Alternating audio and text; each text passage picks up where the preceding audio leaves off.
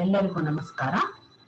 ಇಂದಿನ ತರಗತಿಯಲ್ಲಿ ನಾವು BA ಅರ್ಥಶಾಸ್ತ್ರದ 3ನೇ ಸೆಮಿಸ್ಟರ್ನಲ್ಲಿ ಸಾರ್ವಜನಿಕ ಅರ್ಥಶಾಸ್ತ್ರದಲ್ಲಿ ಸಾರ್ವಜನಿಕ ವೆಚ್ಚವು ವಿತರಣೆ ಮತ್ತು ಉದ್ಯೋಗದ ಮೇಲೆ ಬೀರುವ ಪರಿಣಾಮಗಳನ್ನ ನೋಡೋಣ.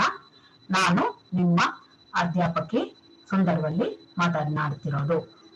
Today we will learn about the effects of public expenditure on distribution and employment for BA Economics 3rd semester and Sundarvalli, your economics teacher. So ನಮ್ಗೆಲ್ರಿಗೂ ಗೊತ್ತಿರುವಂತೆ ಸಾರ್ವಜನಿಕ ವೆಚ್ಚವು ಉತ್ಪಾದನೆ, ವಿತರಣೆ ಹಾಗೂ ಸಂಪನ್ಮೂಲಗಳ ವರ್ಗಾವಣೆ ಹಾಗೂ ಉದ್ಯೋಗದ ಮೇಲೆ ಪರಿಣಾಮವನ್ನು ಬೀರುತ್ತೆ ಅನ್ನೋದನ್ನ ನಾವು ಅರ್ಥ ಮಾಡ್ಕೊಂಡಿದ್ದೀವಿ. ಹಿಂದಿನ ತರಗತಿಯಲ್ಲಿ ನಾವು ಸಾರ್ವಜನಿಕ ವೆಚ್ಚವು ಉತ್ಪಾದನೆಯ ಮೇಲೆ ಬೀರುವ ಪರಿಣಾಮವನ್ನ ನೋಡಿದ್ವಿ. ಇಂದು ನಾವು ಸಾರ್ವಜನಿಕ ವೆಚ್ಚವು ವಿತರಣೆ ಮತ್ತು ಉದ್ಯೋಗದ ಮೇಲೆ ಬೀರುವ ಪರಿಣಾಮವನ್ನ ಗಮನಿಸೋಣ. ಮೊದಲಿಗೆ ಸಾರ್ವಜನಿಕ ವೆಚ್ಚವು ವಿತರಣೆಯ ಮೇಲೆ ಬೀರುವ ಪರಿಣಾಮವನ್ನ ನಾವು ನೋಡೋಣ. In the last class, we have learned the effects of public expenditure on production. In today's class, we are going to discuss the effects of public expenditure on distribution and employment. ಸಾರ್ವಜನಿಕ ವೆಚ್ಚವನ್ನ ನಾವು ಒಂದು ಪರಿಣಾಮಕಾರಿ ಅಸ್ತ್ರವನ್ನಾಗಿ ಆದಾಯದ ಅಸಮಾನತೆಗಳನ್ನ ಕಡಿಮೆ ಮಾಡುವುದಕ್ಕೆ ನಾವು ಬಳಕೆ ಮಾಡಬಹುದಾಗಿದೆ. ಯಾಕೆಂದ್ರೆ ಹೆಚ್ಚಿನ ಸಾರ್ವಜನಿಕ ವೆಚ್ಚವನ್ನ ನಾವು ಬಡ ಜನರ ಮೇಲೆ ಅಥವಾ ಕಡಿಮೆ ಆದಾಯ ಉಳ್ಳ ವರ್ಗದ ಜನರ ಮೇಲೆ ಮಾಡಿದಾಗ ಅದು ಆದಾಯದ ಹಂಚಿಕೆಯನ್ನ ಅಥವಾ ಆದಾಯದ ಮರು ವಿತರಣೆಯನ್ನ ಸಮಾಜದಲ್ಲಿ ಹಾಗೂ ಆರ್ಥಿಕತೆಯಲ್ಲಿ ಮಾಡುತ್ತೆ ಅಂತ ನಾವು ಹೇಳಬಹುದಾಗಿದೆ. ಸೊ ಹೀಗಾಗಿ ಹೆಚ್ಚಿನ ಸಾರ್ವಜನಿಕ ವೆಚ್ಚವನ್ನ ಬಡವರ್ಗದ ಜನರ ಮೇಲೆ ಸರ್ಕಾರವು ಮಾಡಿದ್ದಾದ್ರೆ ಖಂಡಿತ ಅದು ಆದಾಯದ ಅಸಮಾನತೆಯನ್ನ ಕಡಿಮೆ ಮಾಡುವ ಒಂದು ಪರಿಣಾಮಕಾರಿ ಅಸ್ತ್ರವಾಗಿ ಪರಿಣಮಿಸಬಹುದು ಅಂತ ನಾವು ಹೇಳಬಹುದಾಗಿದೆ. Public expenditure can be used as an effective weapon to reduce the income inequalities in the society. If government spends more and more on the poorer sections of the society, on the economically weaker sections of the society, definitely public expenditure will become a very effective weapon to reduce the income inequalities in the society. Bank ಅವರು ಈ ನಿಟ್ಟಿನಲ್ಲಿ ತೆರಿಗೆಯಂತೆಯೇ ನಾವು ಸಾರ್ವಜನಿಕ ವೆಚ್ಚವನ್ನೂ ಕೂಡ ಪುರೋಗಾಮಿ, ಪ್ರತಿಗಾಮಿ ಹಾಗೂ ಪ್ರಮಾಣಾನುಗುಣ ಸಾರ್ವಜನಿಕ ವೆಚ್ಚ ಅಂತ ವರ್ಗೀಕರಿಸಬಹುದು ಅಂತ ಹೇಳ್ತಾರೆ. ಮೊದಲಿಗೆ ನಾವು ಪುರೋಗಾಮಿ ಸಾರ್ವಜನಿಕ ವೆಚ್ಚ ಅಂದ್ರೆ ಏನು ಅಂತ ನಾವು ಅರ್ಥ ಮಾಡ್ಕೊಳ್ಳೋಣ. ಸಾರ್ವಜನಿಕ ವೆಚ್ಚವನ್ನ ಹೆಚ್ಚು ಹೆಚ್ಚು ಬಡವರ್ಗದ ಜನರ ಮೇಲೆ ಮಾಡಿದಾಗ ಅಂತಹ ಸಾರ್ವಜನಿಕ ವೆಚ್ಚವನ್ನ ನಾವು ಪುರೋಗಾಮಿ ಸಾರ್ವಜನಿಕ ವೆಚ್ಚ ಅಂತ ಹೇಳಿ ಕರಿಬಹುದು. ಇದಕ್ಕೆ ವಿರುದ್ಧವಾಗಿ ಸರ್ಕಾರವು ಹೆಚ್ಚಿನ ಸಾರ್ವಜನಿಕ ವೆಚ್ಚವನ್ನ ಉನ್ನತ ಆದಾಯ ಪಡೆಯುವ ವರ್ಗಗಳ ಮೇಲೆ ಸರ್ಕಾರವು ಮಾಡಿದಾಗ ಅದನ್ನ ನಾವು ಪ್ರತಿಗಾಮಿ ಸಾರ್ವಜನಿಕ ವೆಚ್ಚ ಅಂತ ಕರೀಬಹುದು. ಇದರ ಬದಲಾಗಿ ಸರ್ಕಾರವು ಅವರವರ ಆದಾಯಕ್ಕೆ ಅನುಗುಣವಾಗಿ ಸಾರ್ವಜನಿಕ ವೆಚ್ಚವನ್ನ ವಿವಿಧ ವರ್ಗದ ಜನರ ಮೇಲೆ ಸರ್ಕಾರವು ಮಾಡಿದಾಗ ಅದನ್ನ ನಾವು ಪ್ರಮಾಣಾನುಗುಣ ಸಾರ್ವಜನಿಕ ವೆಚ್ಚ ಅಂತ ಹೇಳಿ ಕರೀಬಹುದು. ಹೀಗಾಗಿ ಯಾವುದೇ ಆರ್ಥಿಕತೆಯಲ್ಲಿ ಸರ್ಕಾರಗಳು ಪುರೋಗಾಮಿ ಸಾರ್ವಜನಿಕ ವೆಚ್ಚವನ್ನ ಕೈಗೊಳ್ಳೋದು ಬಹಳ ಪ್ರಮುಖ ಅಂತ ನಾವು ಹೇಳಬಹುದಾಗಿದೆ. ಯಾಕೆಂದ್ರೆ ಇದನ್ನ ಕೈಗೊಂಡಾಗ ಸರ್ಕಾರವು ಆದಾಯದ ಅಸಮಾನತೆಗಳನ್ನ ಕಡಿಮೆ ಮಾಡುವುದು ಸಾಧ್ಯವಾಗುತ್ತೆ ಅಂತ ನಾವು ಹೇಳಬಹುದಾಗಿದೆ. ಸೊ ಈ ನಿಟ್ಟಿನಲ್ಲಿ ಹೇಳೋದಾದ್ರೆ ಯಾವ್ಯಾವುದು ಪುರೋಗಾಮಿ ಸಾರ್ವಜನಿಕ ವೆಚ್ಚ ಅಂತ ಕೇಳಿದ್ರೆ ಮೊದಲನೇದಾಗಿ ನಾವು ಕೆಲವು ನಗದು ವರ್ಗಾವಣೆಗಳನ್ನ ಹೇಳಬಹುದಾಗಿದೆ.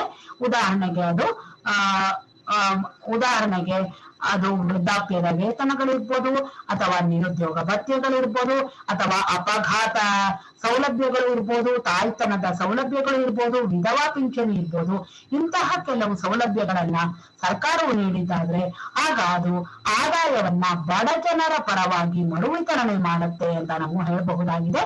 ಇಂತಹ ವೆಚ್ಚಗಳನ್ನ ಇಲ್ಲಿ ಹಣವು ಸರ್ಕಾರದಿಂದ ಜನರಿಗೆ ವರ್ಗಾವಣೆ ಆಗೋದ್ರಿಂದ ಈ ವೆಚ್ಚಗಳನ್ನ ನಾವು ವರ್ಗಾವಣೆ ವೆಚ್ಚ ಅಂತ ಕೂಡ ಕರೀಬಹುದಾಗಿದೆ.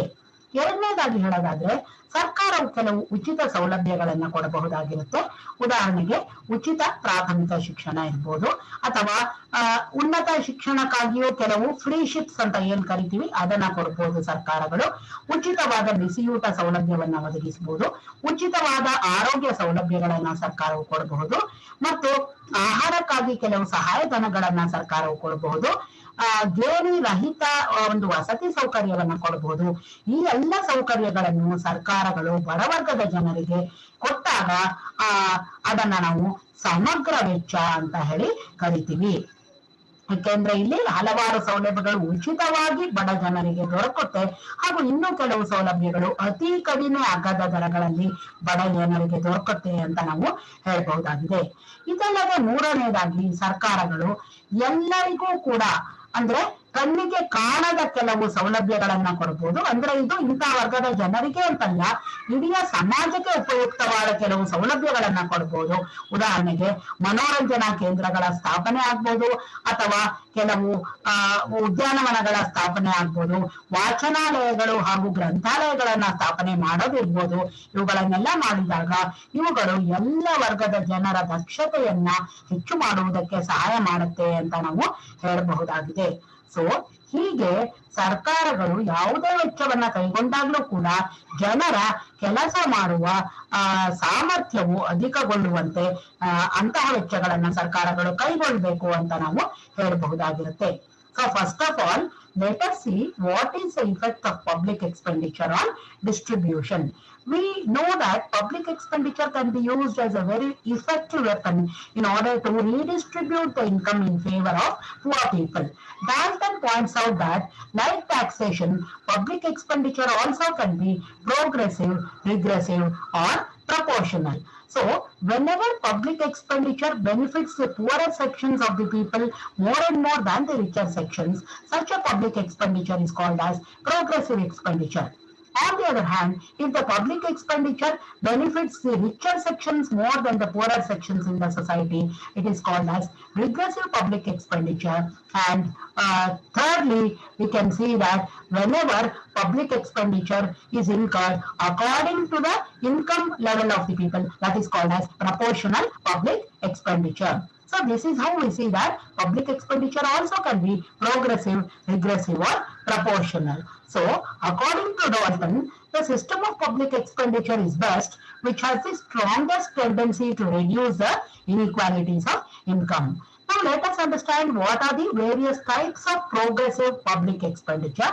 Firstly, we can say that certain cash grants to the people like old age pension, sickness benefit, unemployment allowances, accident benefit, maternity benefit, widow pension, etc. These are the types of cash grants which are given by the government to the poorer sections of the society, and where money is transferred from the government to the beneficiary's account. Such expenditure is called as transfer expenditure. Secondly, we can think of facilities like free or cheap goods which are given to the poorer sections of the society, like free primary education, free ships for higher education, free midday meals, free health facilities, food subsidies, rent-free quarters, etc. All these also help the poorer sections more than the richer sections. Here, the expenditure on such items is called as exhaustive expenditure. Thirdly, we can speak of certain intangible benefits to the society, like creation of recreational centers, public parks, reading rooms, and libraries, which are going to improve the efficiency of workers indirectly. So, always the government should pay attention to see to it that the public expenditure does not adversely affect the people's ability to work, save, and invest. ಮುಂದೆ ನಾವೀಗ ಸಾರ್ವಜನಿಕ ವೆಚ್ಚವು ಉದ್ಯೋಗದ ಮೇಲೆ ಬೀರುವ ಪರಿಣಾಮವನ್ನ ನಾವು ನೋಡ್ತಾ ಹೋಗೋಣ. ಉದ್ಯೋಗದ ಮೇಲೆ ಸಾರ್ವಜನಿಕ ವೆಚ್ಚವು ಏನ್ ಪರಿಣಾಮವನ್ನ ಬೀರುತ್ತೆ ಅನ್ನೋದನ್ನ ನಾವು ನೋಡ್ತಾ ಹೋಗೋಣ. ಸರ್ಕಾರವು ಆದಷ್ಟು ಹೆಚ್ಚಾಗಿ ಈ ಒಂದು ಸಾಮಾಜಿಕ ಮತ್ತು ಆರ್ಥಿಕ ಮೂಲಭೂತ ಸೌಕರ್ಯಗಳನ್ನ ಸೃಷ್ಟಿ ಮಾಡಿದಾಗ ಅಲ್ಲಿ ಸಾಮಾನ್ಯವಾಗಿ ಕೌಶಲ್ಯ ಉಳ್ಳ ಕೆಲಸಗಾರರು ಹಾಗೂ ಕೌಶಲ್ಯ ರಹಿತ ಕೆಲಸಗಾರರು ಇಬ್ಬರಿಗೂ ಕೂಡ ಹೆಚ್ಚಿನ ಉದ್ಯೋಗಾವಕಾಶಗಳನ್ನ ಒದಗಿಸುವುದು ಸಾಧ್ಯ ಆಗುತ್ತೆ. ಸರ್ಕಾರಗಳು ಹೆಚ್ಚು ಸಣ್ಣ ಪ್ರಮಾಣದ ಉದ್ಯಮಗಳನ್ನ ಸ್ಥಾಪನೆ ಮಾಡಿದ್ರೆ ಅಥವಾ ಹೆಚ್ಚು ಅವುಗಳ ಮೇಲೆ ಖರ್ಚನ್ನ ಮಾಡಿದ್ರೆ ಹೆಚ್ಚು ಉದ್ಯೋಗಾವಕಾಶಗಳನ್ನ ಒದಗಿಸೋದು ಸಾಧ್ಯ ಆಗುತ್ತೆ ಅಂತ ನಾವು ಹೇಳಬಹುದಾಗಿದೆ. ಇನ್ನು ಸರ್ಕಾರಗಳು ಬೃಹತ್ ಉದ್ಯಮಗಳ ಮೇಲೂ ಕೂಡ ವೆಚ್ಚವನ್ನ ಮಾಡಬಹುದು. ಯಾಕೆಂದ್ರೆ ಇಲ್ಲಿ ಬೃಹತ್ ಉದ್ಯಮಗಳನ್ನ ಸಾಮಾನ್ಯ ಖಾಸಗಿ ವಲಯ ಸ್ಥಾಪನೆ ಮಾಡೋದಕ್ಕೆ ಮುಂದೆ ಬರದೇ ಹೋಗ್ಬೋದು. ಇನ್ನು ಸರ್ಕಾರಗಳು ಮುಗ್ಗಟ್ಟಿನ ಪರಿಸ್ಥಿತಿಯಲ್ಲಿ ಪಂಪ್ ಪ್ರೈಮಿಂಗ್ ಅನ್ನುವಂತಹ ಒಂದು ಕಾರ್ಯತಂತ್ರವನ್ನ ರೂಪಿಸಬಹುದು. ಅಂದ್ರೆ ಸರ್ಕಾರವು ಹಲವಾರು ಸಾರ್ವಜನಿಕ ಕಾಮಗಾರಿಗಳನ್ನ ಕೈಗೊಳ್ಳುವುದರ ಮೂಲಕ ಜನರಿಗೆ ಉದ್ಯೋಗಾವಕಾಶಗಳನ್ನ ಹೆಚ್ಚು ಮಾಡಿ ಅವರ ಕೈಯಲ್ಲಿ ಹೆಚ್ಚು ಒಂದು ಪರ್ಚೇಸಿಂಗ್ ಪವರ್ ಅಂತ ಏನ್ ಹೇಳ್ತೀವಿ, ಕೊಳ್ಳುವ ಶಕ್ತಿಯು ಜನರ ಕೈಯಲ್ಲಿ ಹೆಚ್ಚಾಗಿರುವಂತೆ ಮಾಡಿ ಅವರು ಹೆಚ್ಚು ಹೆಚ್ಚು ಸರಕು ಸೇವೆಗಳಿಗೆ ಒಂದು ಬೇಡಿಕೆಯನ್ನ ಇಡುವಂತೆ ಸರ್ಕಾರವು ಮಾಡಬಹುದಾಗಿರುತ್ತೆ. ಇದರೊಂದಿಗೆ ಸರ್ಕಾರವು ಹಲವಾರು ಉದ್ಯಮಗಳನ್ನ ಹಿಂದುಳಿದ ಒಂದು ಪ್ರದೇಶಗಳಲ್ಲಿ ಸ್ಥಾಪನೆ ಮಾಡುವುದರ ಮುಖಾಂತರವೂ ಕೂಡ ಸರ್ಕಾರವು ಅಲ್ಲಿ ಹೆಚ್ಚಿನ ಉದ್ಯೋಗಾವಕಾಶಗಳನ್ನ ಹೆಚ್ಚಿಸಿ ವಲಸೆಯನ್ನ ತಪ್ಪಿಸುವುದು ಕೂಡ ಸಾಧ್ಯವಾಗುತ್ತೆ ಅಂತ ನಾವು ಹೇಳಬಹುದಾಗಿದೆ. Next, let us see what are the effects of public expenditure on employment. We know that public expenditure, when it is incurred on building of economic and social infrastructure, it generates employment not only for skilled labor, it also generates more employment opportunities for unskilled workers also. Because in countries like India, where we have a large chunk of unskilled workers, investing in public works will be very helpful for these workers in generating more employment opportunities.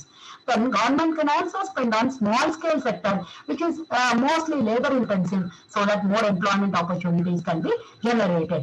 At the same time, government can also spend on heavy industries because private sector would not be willing or forthcoming to invest in such heavy industries.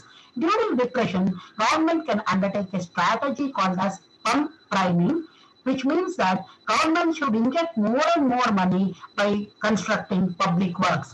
This will increase the purchasing power of the people or the workers, and this is going to stimulate demand, and in turn it will contribute to the progress of the economy.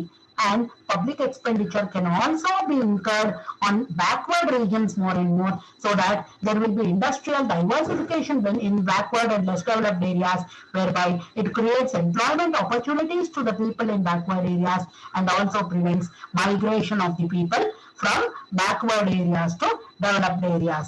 So this is how we see that public expenditure can be used as a very effective weapon in redistributing income from richer sections to poorer sections, and also in generating more and more employment opportunities.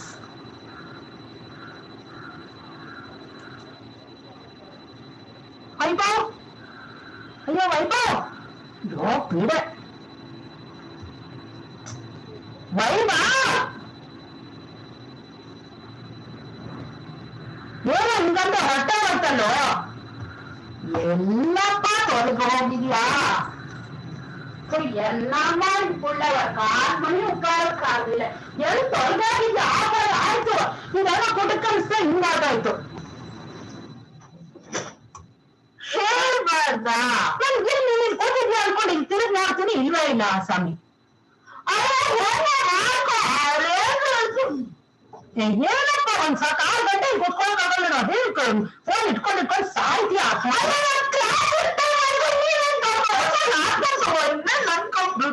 ಬಿಡಲ್ಲ. ಏನು ಹಿಂಗ ಆಡ್ತೀಯ? ಒಂಚೂರು ಒಂದ್ 6 ಗಂಟೆ ಕುತ್ಕೊಳಕಾಗಲ್ಲ ನಂಗೆ.